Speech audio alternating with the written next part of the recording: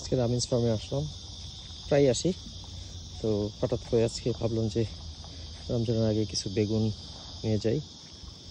তো অলরেডি বেগুন নেওয়া হয়েছে, তো একটু ভাবলাম যে বাগানটাও ঘুরে যাই, আপনাদেরকে দেখাই। তো দেখেন কি অবস্থা, বেশ সুন্দর গোছানো একটা ফার্ম।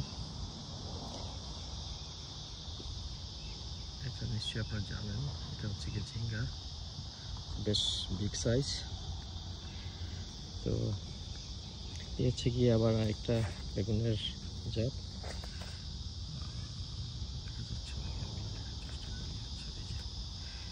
হচ্ছে কি সবুজ টাইপের বেগুন, খুবই সুস্বাদু। তো বেগুন আছে, লাউ তো মাচা দেখতেই পাচ্ছেন চারিদিকে। এদিকে হচ্ছে গিয়ে চিচিঙ্গা,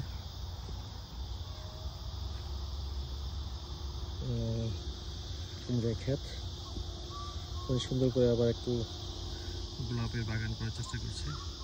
যেহেতু আমরা এখানে এসে বাজার করি, সবজি বাজারটা জাস্ট এন্টারটেনমেন্টের মতো আর কি, বাচ্চারা আসলে একটু দেখলে সৌন্দর্য করে রাখা। তো এই হচ্ছে গিয়ে আপনার পুরো বাগানের আয়তন, বেশ বড় বলা যায়।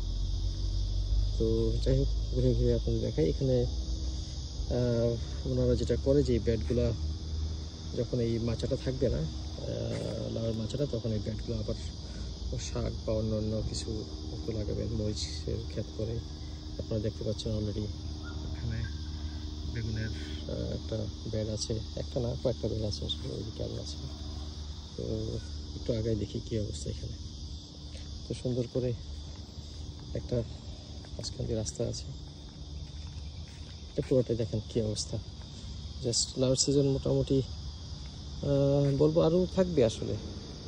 এখানে যতক্ষণ গরম থাকে, সামারটার পরে তো অটাম আসবে, তো অটামটাও মোটামুটি গরম থাকে, তো তখনও লাউ থাকবে। কিন্তু উনি লাউ নিয়ে খুব বিপদে আছেন, কারণ এই পরিমাণ লাউ খাওয়ার মানুষ নয়, বিক্রি করে উনি সারতে পারতেছে না।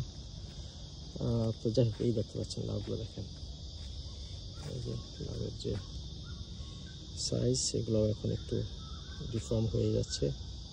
এখন উনি এটা নিয়ে খুব একটা চিন্তিত না, কারণ যথেষ্ট পরিমাণের লাভ হয়েছে এবং সেটা অলরেডি উনি বিক্রি করে। এখন আর উনি এটা নিয়ে একদম অরিক না, কারণ যে লাউগুলো হচ্ছে একদমই দেখা যায়। দেখেন এখানে ছোটো ছোটো লাউ, এগুলো হয়তো আদৌ হবে কিনা, অলরেডি হয়তো বলা যায় যে ইয়া হয়ে গেছে, মরে যাচ্ছে আর কি। তো এটা তো একদম